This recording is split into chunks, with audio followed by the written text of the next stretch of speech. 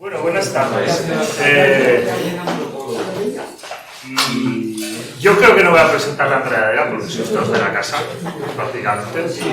Y bueno, simplemente daros la bienvenida y hablar un poco de la génesis de todo esto. A ver, este año estamos haciendo una apuesta muy estratégica con el tema de la poesía. Entonces, tenemos distintas programaciones. Marina viene por libre, no está en ninguna de ellas, pero nos pareció una voz muy interesante y llegó de la mano del Salto Extremadura, al que algunos pertenecemos, que de pronto nos apareció por ahí Marina y escribió muy bien, escribió unas cosas que gustaron mucho y además rastreando resulta que Marina pues resulta que era poeta también y artista de distintas disciplinas y estudiosa también del arte y de su relación, de la relación del arte con las cosas que pasan. Sin castillos de marfil, sin torres de marfil, sin una relación directa entre la estética y la transformación social. Nos pareció muy interesante y en cuanto pudimos le hicimos un hueco.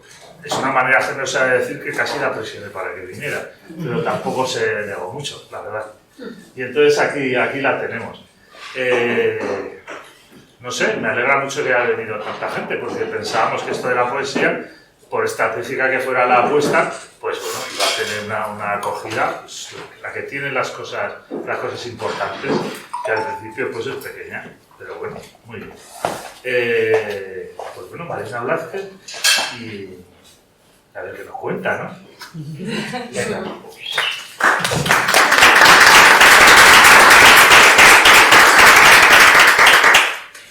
Bueno, encantada de estar aquí, muchas gracias por venir. He elegido titular como a esto Poesía y Barbarie porque me parecía que englobaba de alguna manera como mi acercamiento a la poesía, sobre todo a las cosas de los poemas que voy a leer hoy. Pero bueno, para introducir también un poco por qué pensaba en este título para hablar de mi obra, pues he traído también como una pequeña introducción. Poesía y Barbarie, pues cuando pensé se me vino el título, pero inmediatamente como que me resonaba otra cosa, pensaba yo, porque Poesía y Barbarie como que ya estaba formulada en mi mente, me sonaba algo, me costó un poco ver de dónde venía, pero bueno, el origen que luego recordé era pues el titular de Socialismo o Barbarie, que lo usa Rosa Luxemburgo en un panfleto que publica desde la cárcel en 1915, que se titula el panfleto La crisis de la socialdemocracia. En este panfleto ella hace un llamamiento, a partir de una crítica muy fuerte a la relación que había tomado el Partido Socialdemócrata Alemán de cara a la Primera Guerra Mundial, pues habla de la urgencia, ¿no?, de una contestación firme del proletariado frente a las fuerzas que estaban dándose en ese momento en Europa de la Primera Guerra Mundial. ¿Puedes pasar la siguiente diapositiva? Y hacerla un pelín más pequeña. No, espérate.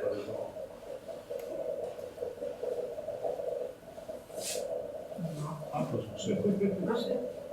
Bueno, da igual, si no la leo. Bueno, sobre todo de la frase de socialismo o barbarie, me interesaba cómo pone Rosa Luxemburgo en disposición como esa urgencia de o hacemos algo, en plan, o está el socialismo o vamos a la barbarie, y la barbarie sería como pues la decadencia absoluta, lo abyecto, aquello a lo que no tenemos que llegar. En la frase que aquí no se lee bien, dice: Federico Engels dijo una vez, la sociedad burguesa se halla ante un dilema, avance al socialismo o regresión a la barbarie. ¿Qué significa regresión a la barbarie en la etapa actual de la civilización europea? Hemos lidificado estas palabras con ligereza sin poder concebir su terrible significado. En este momento basta mirar a nuestro alrededor para comprender qué significa la regresión a la barbarie en la sociedad capitalista. Esta guerra mundial es una regresión a la barbarie.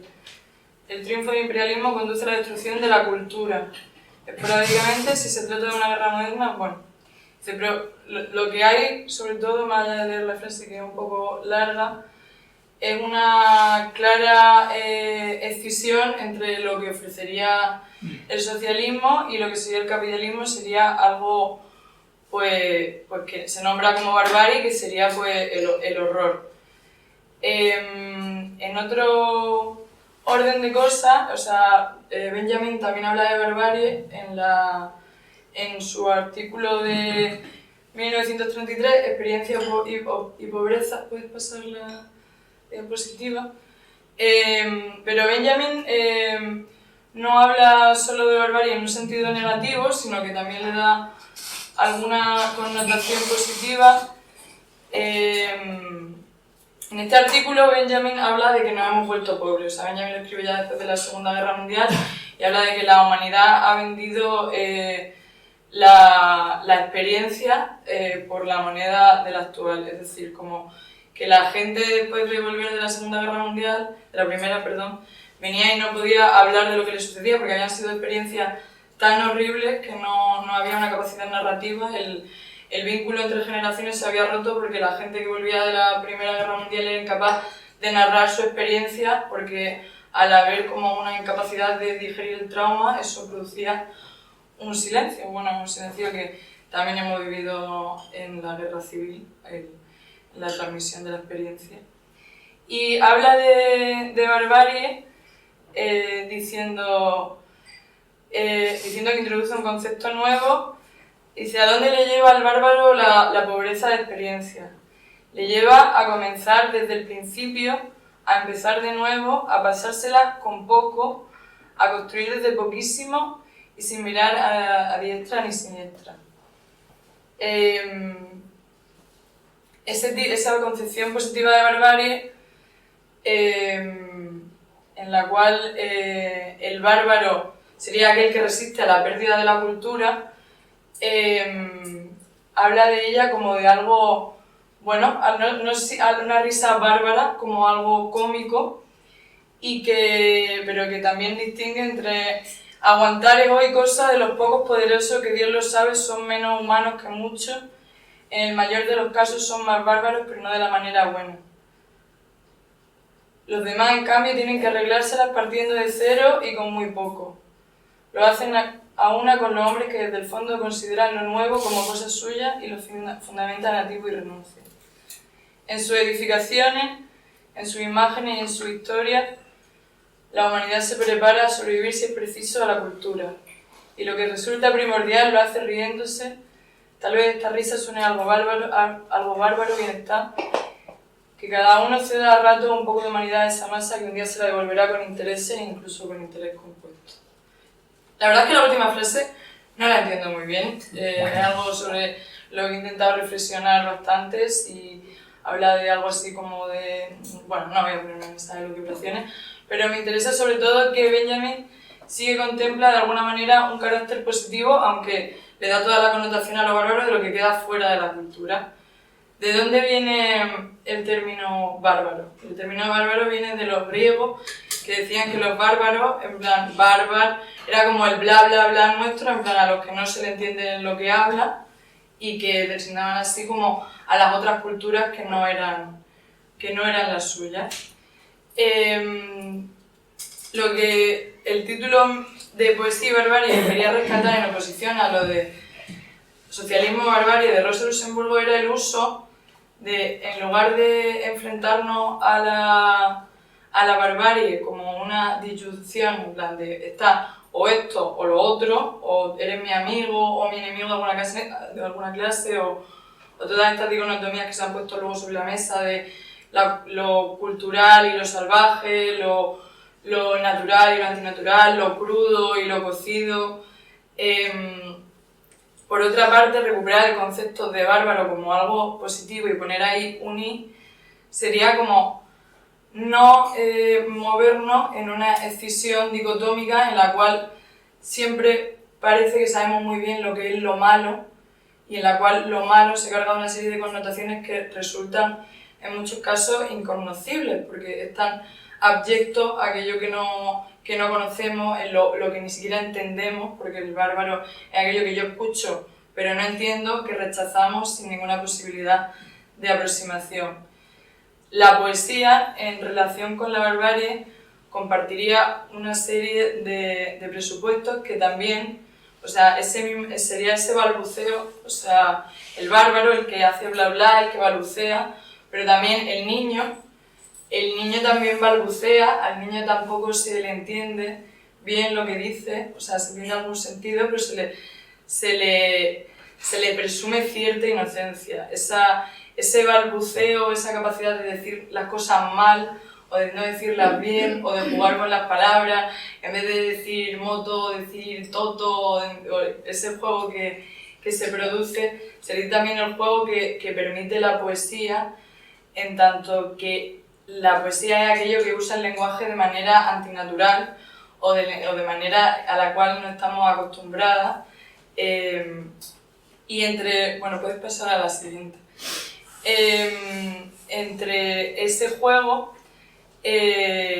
sería donde se producen conexiones de sentido que son oportunidades para crear uniones y relaciones que no están mediadas por una exigencia de o tú o yo, sino que pueden crearse metáforas en las cuales se crean diferencias, pero que a través de pequeñas distancias que no exactamente son algo que pretende crear una identidad de yo soy esto y tú eres lo otro. Tenía aquí como escrito algo así bonito que decía: la poesía puede generar lugares de relación que escapen a la necesidad que imponen las dicotomías disyuntivas, el o. Amiga saltarina, las relaciones que cosen pueden retroceder, pueden ir a un lugar inesperado y en el pespunte siguiente de la relación que lanzan y del hilo, fruncir el manto del sentido, cambiando la orografía de los paisajes sobre nuestra comprensión, creando relaciones inesperadas capaces de aproximar nuestra empatía.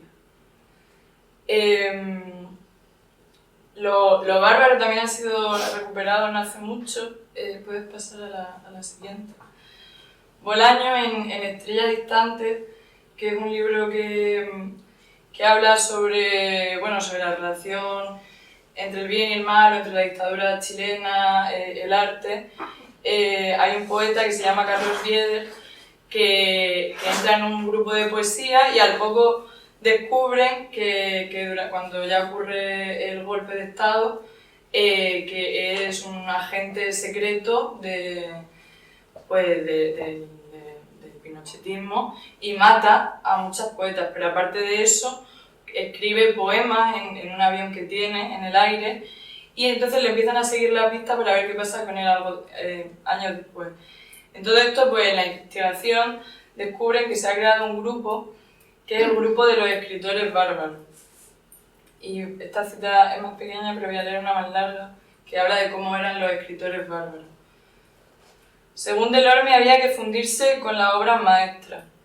Esto se conseguía de una manera harto curiosa, defecando sobre las páginas de Stendhal, sonándose los mocos con las páginas de Víctor Hugo, masturbándose y desparramando el semen sobre las páginas de Gautier o de Banville, vomitando sobre las páginas de Daudet, orinándose sobre las páginas de Lamartine, haciéndose cortes con hojas de afeitar y salpicando de sangre las páginas de Balzac o Maupassant, sometiendo, en fin, a los libros a un proceso de degradación que Delorme llamaba humanización. El resultado, tras una semana de ritual bárbaro, era un departamento o una habitación llena de libros destrozados, suciedad y mal olor, en donde el aprendiz de literato boqueaba a sus anchas. Desnudo, vestido con shorts, sucio y convulso como un recién nacido, o más apropiadamente como el primer pez que decidió dar el salto y vivir fuera del agua. Según Delorme, el escritor bárbaro salía fortalecido de la experiencia. Y lo que era verdaderamente importante salía como una cierta instrucción en el arte de la escritura. Una sapiencia adquirida mediante la cercanía real, la asimilación real como la llamaba Delorme de los clásicos. Una cercanía corporal que rompía todas las barreras impuestas por la cultura, la academia y la técnica. Si he leído esto es porque me parece interesante en dos niveles, o sea, por una parte la propuesta brutal y bestial de aproximación de los escritores bárbaros, en la cual se subvierte la relación con el objeto libro y con el objeto cultural, pero no por eso, o sea, por relacionarse de una manera bárbara con el libro no se rechaza el libro ni se expulsa la relación con el libro, sino que permite una asimilación, es decir, un uso más cercano al cuerpo y nuevo con respecto a lo que sería la cultura, la academia y la técnica, que, o sea, la técnica y la academia sobre todo tienen mucho de necesidad de barbarie. Por mi parte, también tomaba esto en el sentido de cómo creando una ficción de un grupo poético que serían los escritores bárbaros, se pueden producir enlaces de sentido que permitan aproximarnos de otra manera a la literatura, como pensar en los libros como otras cosas más carnales y en usarlos de otra manera que no es como la reverencial de tenemos que estar en nuestra casa sola, leyendo, como bajo una luz, como que los libros también pueden sacarse de eso y pueden ocupar otro espacio. Sobre todo en relación con mi poesía ponía esto de por medio porque los poemas que voy a leer hoy hay algo de utilizar la imaginación, no solo como el mecanismo, ¿no?, de crear metáforas y metáforas que estuvieran como de alguna manera como inhibidas de un sentido real, sino del uso de metáforas que nos permitan pensar la realidad y relacionarnos con las cosas que tenemos en la realidad de nuevas maneras. Entonces, bueno, ya voy a presentar dos fanzines que he hecho, que de hecho tenéis allí algunas copias, y voy a leer algunos poemas del último poemario que he terminado, que todavía no me han publicado, espero que me lo publiquen pronto. El primero es Noli Me Tangere, se llama, y Noli Me Tangere es una frase que le dijo le dijo Jesús a María, o sea, Jesús resucita al tercer día y a la primera persona que ve a María Magdalena. Entonces Jesús lo que le dice a María Magdalena, que cae a sus rodillas extasiada, viendo el milagro de que había resucitado su admirado y amado Jesús, es: no me toques. Le dice, no le me tanguere, en plan, no me toques. Y eso es una escena que se ha reproducido mucho en la historia del arte. Sale María tirada y Jesús como haciendo así, en una postura como muy de desprecio, que me parecía que resumía de una manera prístina la relación entre el hombre y la mujer, pero también entre el derecho del hombre y la mujer, en el sentido de que la mujer, el hombre tiene el derecho de decir qué se puede tocar y qué no se puede tocar, y la mujer solo tiene el derecho a mirar.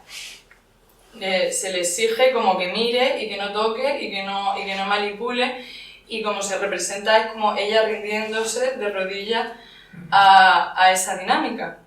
Y también me interesaba porque esa dinámica también es de alguna manera revertida, o sea, si tomamos eso pero lo revertimos, vivimos en un mundo de imágenes, o sea, la imagen, que sería lo que María tenía derecho, que era solo el ver, es ahora todo lo que nosotras usamos y la manera que tenemos de relacionarnos con el mundo. Entonces, utilicé como el concepto Noli Me Tangere para hablar como de ese nódulo de sentidos contradictorios que estaría ahí. Y bueno, hay un vídeo que hice en su momento, porque el primer poemario que hice se llamaba Tocador, y hablaba de tocador como el mueble, que era como un sitio en el que te miras, pero también como si te estuviera tocando.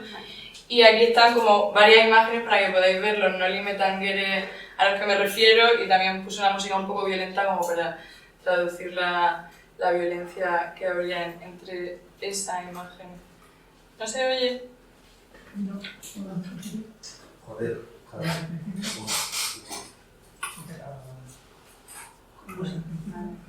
Ay, qué pena. Igual es porque tiene muy bajo el volumen de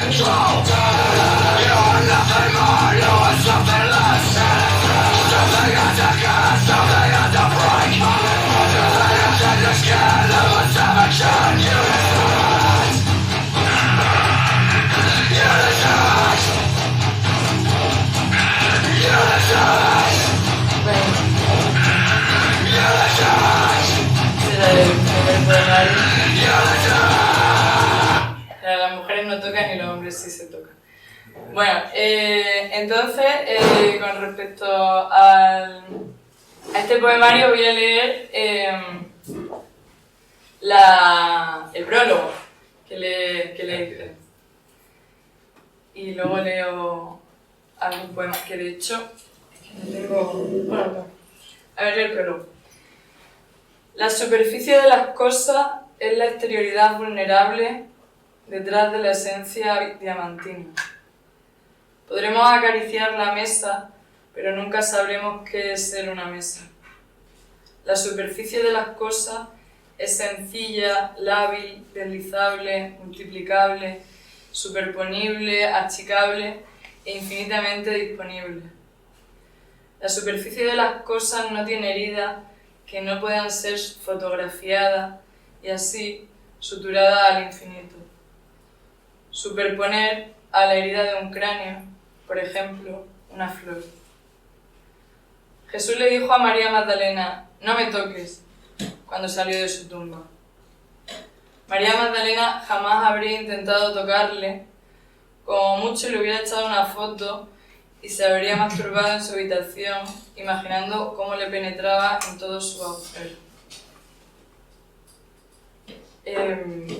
Este sería el prólogo, y luego el fanzine son una serie de imágenes. Esa es la portada y la contraportada. Le puse un perro porque la gesticulación de Jesús es mucho como si fuera a decirle al perro ya, o como si se dispusiera a acariciarlo. Leo otro poema de Noli Me Tangere. En el fanzine repito muchas veces el Noli Me Tangere porque mi intención es como crear algo que tenga sentido por sí mismo y que ese Noli Me Tangere se vaya definiendo a través de los poemas. Hazte un Noli Me Tangere sin sufrir los silencios, sin sufrir los recodos de la recursiva realidad. No esperes más y abraza tu propio Noli Me Tangere. Cuando acucia el llanto de los sentidos y las imágenes se acercan a la pusilánime y patética tercera dimensión, recula tus lúbricos sofismas en un gesto de precisión Noli Me Tangere. Vale, y otro poema de este fanzine. Encadena tus sentimientos en un Noli Me Tangere.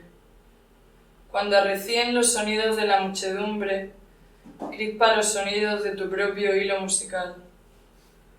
Si otro lleva la voz cantante, haz playback y sobre todo sofoca el miedo con un «si yo lo hago, él también». Al fin y al cabo todos tenéis vuestro propio nicho de mercado en la maravillosa superficie Noli Me Tangere. Bueno, y esto sería... hay más poemas, luego si queréis podéis echarle un vistazo allí. Con respecto al primero. El segundo fanzine se llama Coronación Translumpen y habla de... Bueno, el término translumpen es un término que se inventó un amigo que hablaba como el lumpen proletariado, es como el proletariado es peor que el proletariado porque el proletariado tiene su prole, pero al lumpen ya no le queda ni su prole. Entonces, como un amigo en relación como con el estallido que hubo en Chile, hablaba como de una especie de trans, o sea, de lumpen proletariado trans que hubiera habido. Entonces, como que yo cogí ese concepto y elaboré un poema que era una transposición, o sea, cogí un poema de Jorge Pimentel, que es un poeta chileno, creo que es chileno, que tiene un libro que se llama Ave Soul y tiene un poema muy bueno que se llama Balada para un caballo, en el cual habla de un caballo, el poema sobre la libertad del caballo, pero el caballo es como si fuese él y habla como de cómo se va corriendo por los pastos y es independiente de la sociedad y cómo disfruta y cómo la gente que está en la sociedad mediante esas imposiciones y restricciones pues serían como lo humano. No voy a leer el poema porque es un poema, bueno, puedo empezar a leerlo, pero no lo voy a leer porque son como entero, porque son 3 páginas y es un poco largo. Un segundo.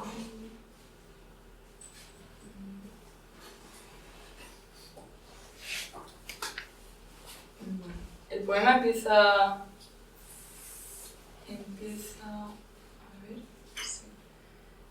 así.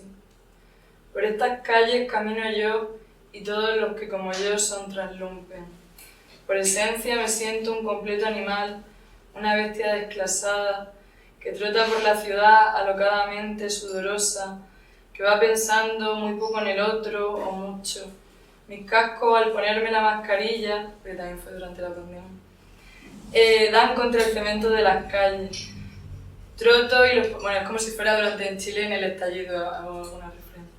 Troto y los policías tratan de acercarme, les tiro piedra y les tiro escupo y ellos me lanzan toda clase de leyes, de trampas, un laberinto endemoniado donde la clase dirigente arma expediciones para darme caza, armando aún más sus perros policías, y cuando esto sucede parto a la carrera a una velocidad jamás igualada por los hombres, atravieso las clases y atravieso los géneros, visiones maravillosas aparecen ante mi ojo, y vuelo, mis prótesis delanteras ejercen presión sobre las traseras y paralelamente a un mismo ritmo mis genitales se transforman antes de asentarse en la tierra, relincho, y mi cuerpo va tomando una hermosísima elasticidad, me crecen pelos en el pecho y es un pasto ruboroso el que me ondea, y es una música y es un torbellino de prefijos que avanzan y retroceden en mi vuelo. Atrás van quedando millares de avatares y sigo libre en estos bosques de oficinas que despierto con el sonido de mi voz. Bueno, luego si queréis también está en el fanzine, sigue como 2 páginas y media más. Y luego, por último, está el poemario. Esto es como una especie de portada también yo como para entenderme que le hice, que está como el triunfo de la muerte, una gasolinera que le puse encima Apocalipsis y estos son como son de un cuadro de un italiano del primer Renacimiento y es la expulsión del Edén. El poemario se llama Poema escrito en una estación de servicio y está estructurado en 3 partes. La primera es una pareja heterosexual llega a una gasolinera y que no se sabe muy bien si está abandonada o no, y lo dejan y ella dice que decide quedarse ahí a vivir esperando a que se acabe el mundo. Efectivamente el mundo se acaba, no se explica muy bien cómo sucede, y entonces la primera parte es sobre cómo ella vive en la gasolinera abandonada, el resentimiento que tiene después de haber dejado la relación por su pareja, todo. La segunda parte es cuando empiezan a llegar hombres a la gasolinera que intentan violarla en un principio, pero ella como que se erige como la jefa absoluta de la gasolinera y entonces se crea una especie de relación que ella le da como unos sermones que se llaman los sermones del Apocalipsis y como en los cuales se habla de por qué se ha acabado el mundo un poco.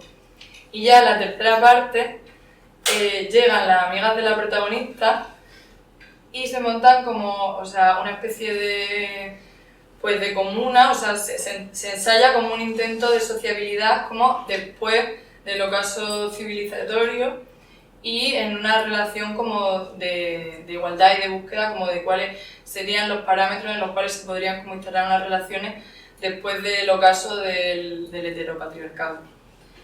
Entonces, de esta, que sí sería un poco, sobre todo la que tiene una conexión más directa con lo que hablaba de barbarie, en el sentido de que son bárbaras porque renuncian a toda cultura y bueno, y tienen un libro y lo destrozan y se ríen del pacto social, pues ya se produce como ese imaginario del que hablaba como potente a la hora de relacionar las ficciones con la realidad. Y de este voy a leer más poemas. Voy a leer sobre todo los poemas de la tercera parte, que serían los que hablan de esta comunidad. Entonces, a ver. Voy a leer primero el poema sobre cómo llegan las amigas a la estación de servicio. Un segundo. Se me tenía preparado.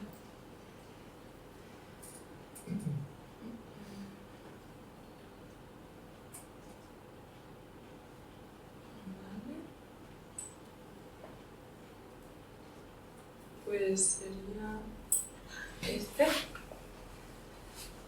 Atravesamos calles incendiadas de las que solo se veían agitarse manos sin cuerpo. Dejamos atrás rostros negros que se deshacían si el viento los tocaba. Vimos gente desnuda follando mientras agarraban piedras y se mataban unos a otros. De los hospitales salían arrastrándose los enfermos con sus batas verdes aguamarinas, desde atrás se les veía el culo. Lo mismo que a los viejos que salían de los geriátricos, pero sus batas eran de un azul añil y los culos tan caídos que parecía que se iban a romper a pedazos. El cielo estaba negro encima de la ciudad y llovían trozos de ventana. Los coches se amontonaban, unos junto a otros, embestidos y apoyados en un horizonte sin fin. Había algunas que te daban abrazos, venían y hablaban contigo. Se habían dado cuenta de que no les importaba nada, pero su salud era frágil. Pronto encontraban un tejado del que caer. Otras se acercaban con violencia y eran inmediatamente abatidas. Nos daban las gracias sin rencor. Era difícil en la ciudad guardar el cariño, mientras los partidos crecían y buscaban devorarse unos a otros. Así que nos fuimos alejando, entrando en el páramo. Vimos los pájaros caer, una perra que se arrastraba delante de nosotras como un sueño. La seguimos. Después cruzamos el árbol del ahorcado. Cuando vimos la gasolinera a lo lejos, ese cartón arriba que dice Apocalipsis, supimos que habíamos llegado al lugar correcto. Bueno, pues llegan las amigas y entonces intentan hacer un grupo de investigación. Ese es como su primer intento para investigar como en qué medida podrían como formar cultura o algo así después de que todo se haya acabado. Entonces, está aquí la primera acta del grupo de investigación. Hemos arrancado los postes y las vallas publicitarias. Ninguna señal para decir aquí. Sostuvimos el único libro que teníamos, las instrucciones de la caja registradora que devolvía el cambio automático. Era un libro muy interesante. Leímos: introduce el billete. Había un dibujo de un hombre metiendo un billete en una ranura. Todos nos miramos con sonrisas mal disimuladas. Como habíamos decidido que todo conocimiento que adquiriésemos fuese un conocimiento práctico, encontramos un trozo de billete y fuimos corriendo a meterlo en la ranura. La máquina no funcionaba, pero estuvimos de acuerdo en que el acto de meter un billete que había perdido todo su valor en la ranura de una máquina que había perdido toda su función era un acto de suma importancia. El conocimiento que habíamos adquirido era la inutilidad del conocimiento anterior.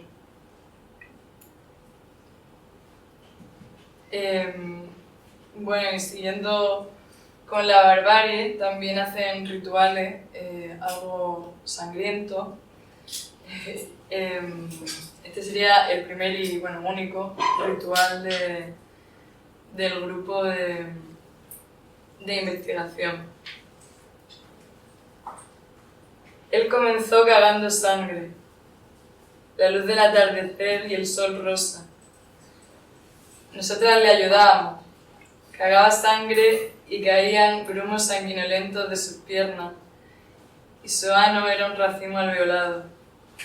Almorranas como rubíes refulgían, las nubes blancas a lo lejos. Gritábamos con él, respira, respira, y le agarrábamos la mano fuerte. Respira, él respiraba.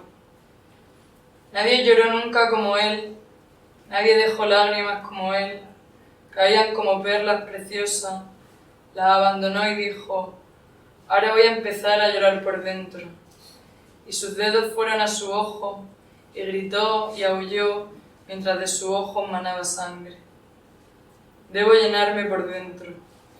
Y pidió que llenásemos sus ojos de agua, su boca de agua, para ahogar su sufrimiento. Estas son mis lágrimas primeras, el sol bajo y las sombras largas en el suelo. Llegaba el llanto de sangre a sus mejillas y gritaba. Nosotras cantábamos con él. Hablar no es suficiente, hablar no es suficiente. Hay que roer las palabras, hay que atacarlas, hay que morderlas. Tomó una navaja y movió una espiral y cortó y masticó trozos de su lengua y otros cayeron al suelo mezclándose con el polvo. El sol se había puesto. Una nube marcaba el lugar por el que se había ido como una tumba. Señaló con dedo encendido el vacío de su boca lleno de coágulos. Era el momento y nosotras cortamos cada una un trozo de nuestra lengua. Los pedazos se perdieron en la oscuridad viscosa. Masticamos nuestras lenguas, tomamos pedazos de la suya, corrimos por el páramo con las bocas llenas de sangre. Todos nuestros sonidos eran rojos e iluminaban la noche. Bueno, ¿cómo vais? Porque ¿puedo leer 2 poemas o solo uno? Muy bien. Muy bien. Por el primero. ¿Leo los 2? Seguimos. Sí, sí. Sí. Bueno, pues este se llama Epílogo al grupo de investigación y es cuando deciden ya que el grupo de investigación no le está funcionando. Dura 4 poemas el grupo de investigación. Y entonces hacen algo, bueno, de alguna manera un poco rusoniano, ¿no? Intentan como un pacto social o emulan un pacto social de una manera un poco divertida. Lo actúan. Entonces este mezcla un poco, también parece un poco de teatro. Nos hemos puesto en círculo, cada uno con un velo en la cara para no vernos. Hemos puesto nuestras manos quietas en el regazo. Nos hemos tapado la nariz, la voz lo más neutra posible, impostando un tono grave de discurso. Esta era una reunión de la que llevábamos mucho tiempo hablando. Teníamos tantas ganas. Después de unas cuantas reuniones del grupo de investigación, nos habíamos dado cuenta de lo inútil que era proponer estatutos definitivos. Hay que hacer las cosas de tal manera. Hay que comportarse de este modo. Es decir, estaba bien decirlo, nos ayudaba a profundizar en una situación, pero después surgía algo nuevo y lo anterior cambiaba, y aunque se distinguía, la forma era distinta, y lo que tenía dentro también. Nos gustaba cambiar las palabras que usábamos y las cosas que decíamos. Las palabras que usábamos de decirlas se abombaban, se ensanchaban como vasijas. Las cosas que decíamos eran tan grandes, tan anchas, que caíamos en ellas como si fuesen preguntas y nos quedábamos allí un buen rato palpando, porque por dentro las cosas estaban oscuras. Es que ya estábamos sentados con el velo, nos turnamos para ir dictando el discurso. El resto tenía que interpretar. Oh hombres, estamos aquí reunidos porque hemos decidido dejar de matarnos. Ahora hay acotación. Uno gritaba y otros gritaban y al momento unos se abalanzaban sobre otros. Muchos morían acuchillados. El más fuerte sostenía más navaja. Se levantaba encima del trono y reclamaba sus trofeos. Tomaba a una mujer y empezaba a violarla. Para la escena habíamos elegido únicamente mujeres porque nos parecía que de otra manera habría resultado demasiado verosímil y hubiera dejado de ser un juego. Las mujeres se sabía que eran mujeres porque llevaban papel higiénico en los hombros. El hombre, el que tenía más navajas, levantaba el brazo. Renuncia a su fuerza, el hombre tiraba sus navajas. Porque los débiles se unen para estar a salvo del más fuerte. Todos los hombres que estaban tirados en el suelo se levantaban y atacaban a la vez. El hombre caía al suelo. Entonces los hombres ahora se levantaban todos, incluido el que acababan de matar, en común acuerdo para proteger sus propiedades. Cada uno tomaba en una mano una mujer y en la otra un rollo de papel higiénico. Hicieron las leyes para dejar de matarse. Se daban fraternalmente la mano. Pero los hombres podrán atacar una nación enemiga. Rapidísimo, el grupo de hombres se dividía en dos y volvían a atacarse. Tiraban el papel higiénico al suelo y algunos caían muertos. Entonces los muertos se acercaban a las mujeres que estaban en los bordes, las violaban y se daban la vuelta para salir de sus vientres y volver a luchar.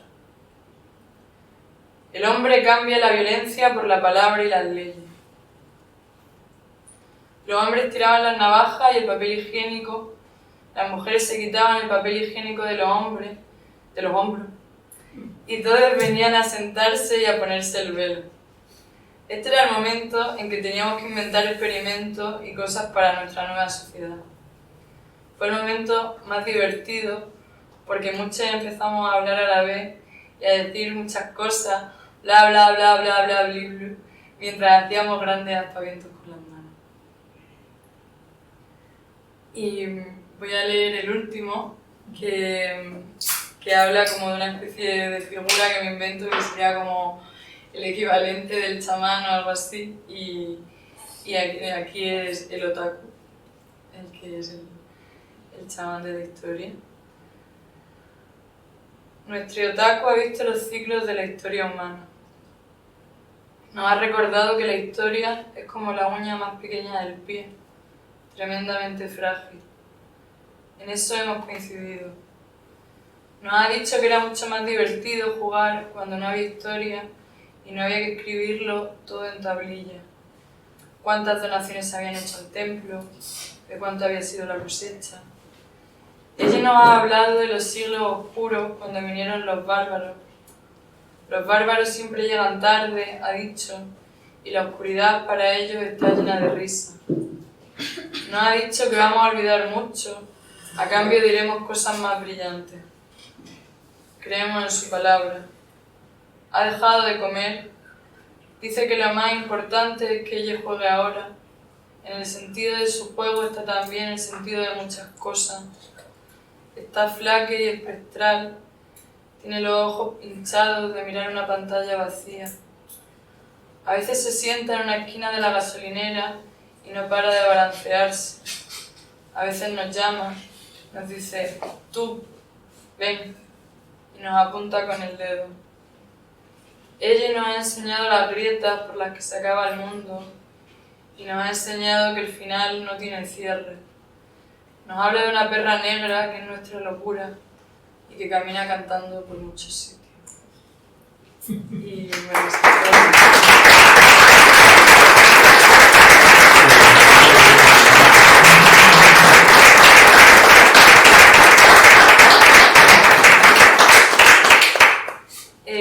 pues si tenéis cualquier pregunta, los fanzines los he traído y los vendo por 5 euros, si queréis.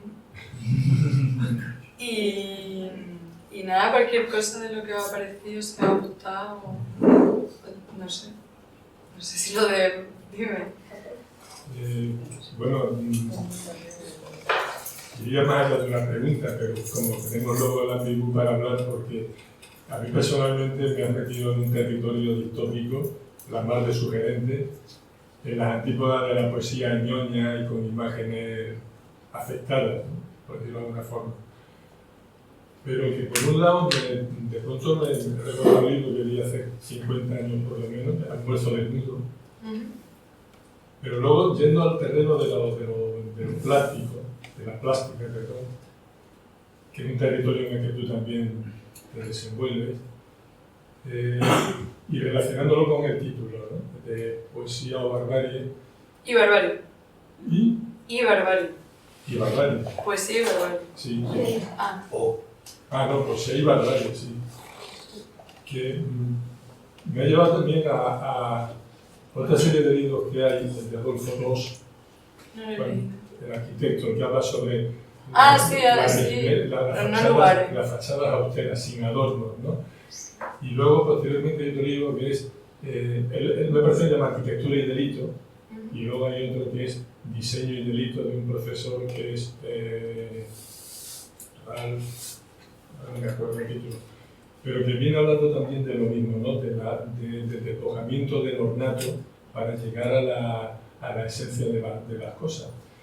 Yo creo que en alguna medida tú has hecho ahí un ejercicio de despojamiento, de dejar en un lado todo lo que es banal, todo lo que es afectado, todo lo que es tópico, y has descubierto un territorio, bueno, yo he dicho distópico por decirlo de alguna forma, pero muy sugerente, muy divertido. A mí me ha divertido mucho lo que estás leyendo, sobre todo la historia de la gasolinera me parece fascinante.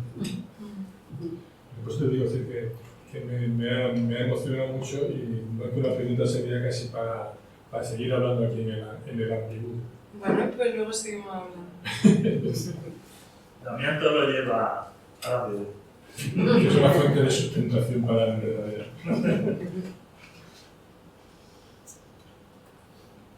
No sé, no queréis decir nada.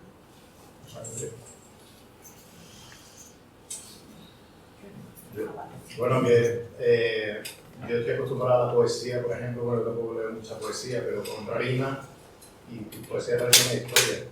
¿Cómo? Perdona, que no te... Que es como una historia, ¿no? Sí, tiene, Es que a mí- es muy narrativa. Claro, es que me parecía como una película, Es que es muy narrativa, es un poemario muy narrativo como visual, ¿no? y van, porque no... Claro, o sea, el poemario tiene como 70 páginas y entonces se van repitiendo símbolos, pues la perra esta negra de la que he hablado en un par de poemas que le siguen las amigas, pues sale en la segunda parte. El árbol del ahorcado también se habla de él porque se ahorca Cuando uno. estaba leyendo parecía una imagen, digo, es como una película que te vas imaginando, eso es diferente a como tú sientes normalmente la poesía, que va más en rima, más diferente, ¿no? La manera de sentirlo. Sí, no sé. O sea, no es una poesía como tipo, no sé, Celan o algo así, es como muy... no sé, pues en plan que te inventas palabras o que no sabes, el arco azul de la noche en el tránsito de mi corazón despegado, por inventarme. Sí, es diferente, es diferente. Además, a mí me ha gustado mucho.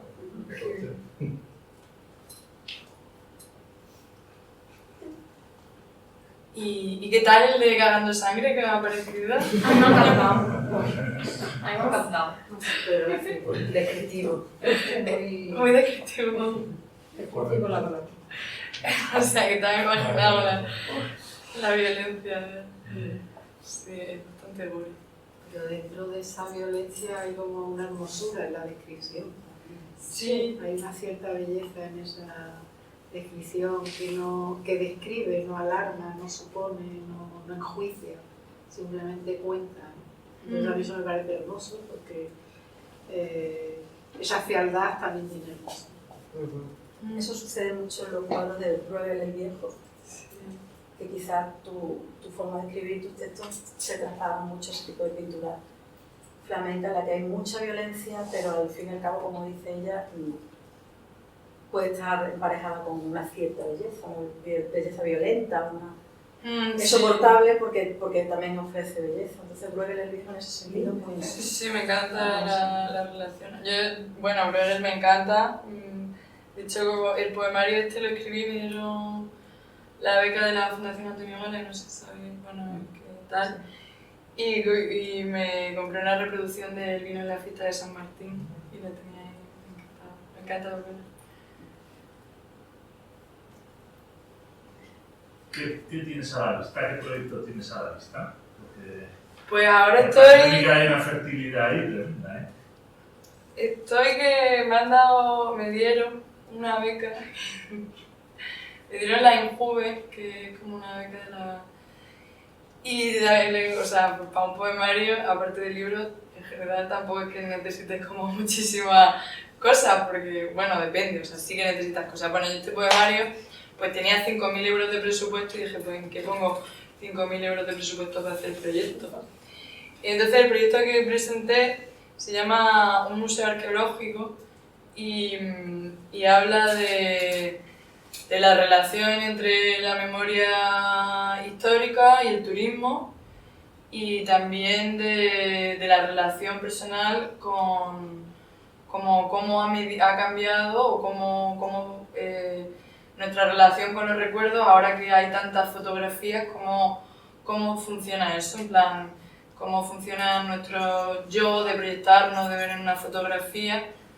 Y entonces pues presenté el proyecto, o sea, también el Museo Arqueológico un poco hablando de Europa como museo arqueológico, como reclamo turístico, como pues eso, turismo de masa, el relato histórico es un relato funcional para que vayas a hacer free tour y te cuente pues las cosas. Y nada, estoy en eso, me lo dieron y estoy viajando por Europa, yendo a los museos y haciendo turismo y escribiendo. Y luego termino, espero que, bueno, lo tengo que terminar para junio de 2025. Y eso, luego tengo algunas cosas también que están empezando a hacer de narrativa y bueno, mi gran proyecto han sido los artículos, que he empezado a escribir artículos este verano. Muy buenos, muchas gracias. Ha sido muy guay. Vas a seguir con la... Yo te he leído el análisis que hace o la crítica que hace de la pieza escultórica que está delante del auditorio de Badajoz. Sí. Que me parece un análisis muy certero y muy bien fundamentado. Pero no sé si te vas a seguir haciendo... A mí me parece importante, no hay realmente críticos de arte, ¿no? O sea, sí me gusta mucho la crítica cultural en general, o sea, como... hoy estaba como viendo el vídeo este de Childish Gambino, el de This is America, no sé si sabéis cuál es. Sí. Que lo he vuelto a ver, o sea, pues salió hace 6 años, entonces hacía como 3 o 4 años que no lo veía y es una locura, en plan... O sea, la relación que hace el propio vídeo manifestándose entre la risa y la violencia, o sea, como va moviéndose en plan jeje y le pega un tiro y luego sigue moviéndose jeje y le pega un tiro, o sea, como eso es muy loco y nada, estaba pensando en relación con eso. No tengo como artículo pendiente, o sea, he escrito otro, hay uno, o sea, sí, tengo como varios artículos pendientes, no he terminado uno, pero no de arte específicamente, sino también de más cosas. Pues hay uno como que critico el uso de la palabra pegging, que como el pegging es como la práctica de penetrar a tu novio, y entonces le han puesto como una palabra distinta, que no es follar, sino que es pegging. Y bueno, y luego... pero sí, también de arte, o sea, el arte me interesa mucho, también me da mucha rabia la relación que hay con el arte contemporáneo porque está completamente mercantilizado y no hay mucho arte, o sea, en el sentido originario del arte como algo que permita relaciones humanas o enhebrar como cosa una comunidad, me parece que hay poco espacio para eso ahora.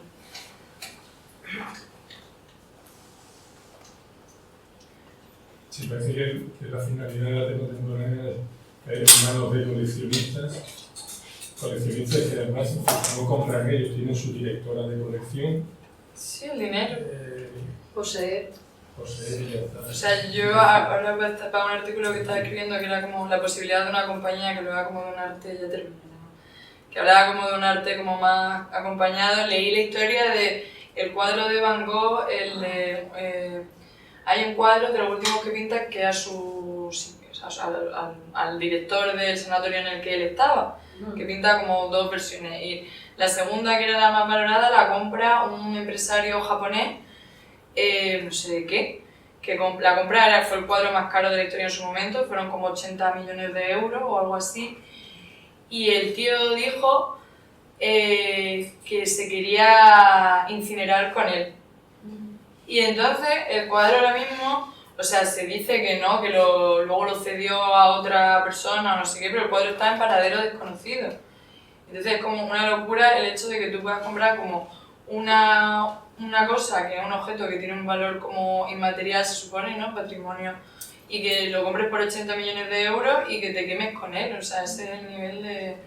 Pero también es muy loco el artista que lo vende. No, Que pero pues también estaba se muerto... mercantiliza.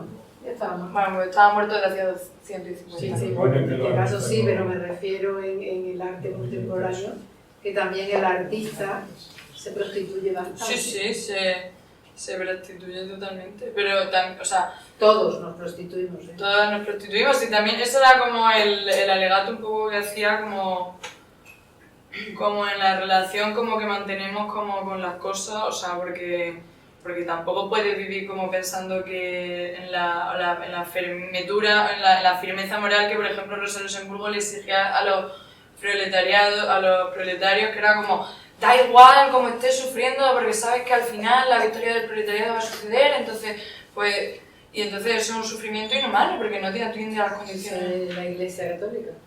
Viene a su lado los pobres porque de ellos se va el reino de los cielos. Claro, pues sí, esperando el reino de los cielos. Entonces, bueno, pues prostituirnos nos prostituimos todas, pero bueno, hay manejos posibles. ¿Y cómo has dicho? No, que hay niveles. Bueno, sí, y pensamientos de relaciones, ¿sabes? Porque si yo ahora, por ejemplo, yo qué sé, bueno, no sé, hay maneras de hacer las cosas, ¿no? Entraría como la discusión de... Lo que no tenemos que demonizar el arte contemporáneo como que es el único arte, la única etapa en la que se mercantilice todo, el más mercantilizado No, claro, en el siglo XV, en el XVI, Sí, el arte cuando ha sido- todos trabajaban para los reyes de las casas reales, para la iglesia, eso es más mercantilizado Claro. que incluso el arte contemporáneo, que al final nos quedamos con lo que sale en el telediario el día que inauguran Arco, y el arte contemporáneo es muchísimo más que Arco, Claro, seguro. más sí, que sí. Basel y más que Y otras. más que todas las Pues cosas. creo que no, que cuando hablamos de arte contemporáneo hay que indagar un poquito más, incluso leerse las cartelas cuando vamos a ver, que te informan de toda la investigación que ha llevado por Sí, una sí. obra de arte y no solamente es un manchón en la pared, son muchas más.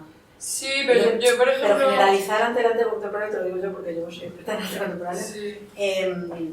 creo que es banalizar, hay que entrar un poquito más en el terreno y es mi opinión. Sí, del no, tiempo, perfectamente, no, de- sí, yo entiendo, o sea, me parece complejo, o sea, entiendo que no es para nada algo, pues eso, de el arte contemporáneo es una mierda, que no creo que haya esa enunciación posible. Yo trabajé de guía en la Fundación Miró, en plan, yo hacía las visitas guiadas de la Fundación Miró, y en la Fundación Miró hay un cuadro que es un punto y que se llama...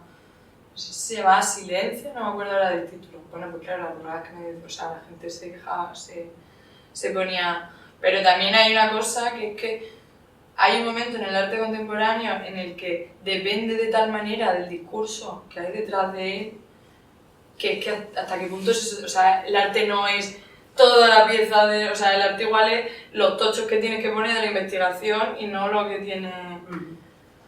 Bueno. Pues muchísimas gracias y...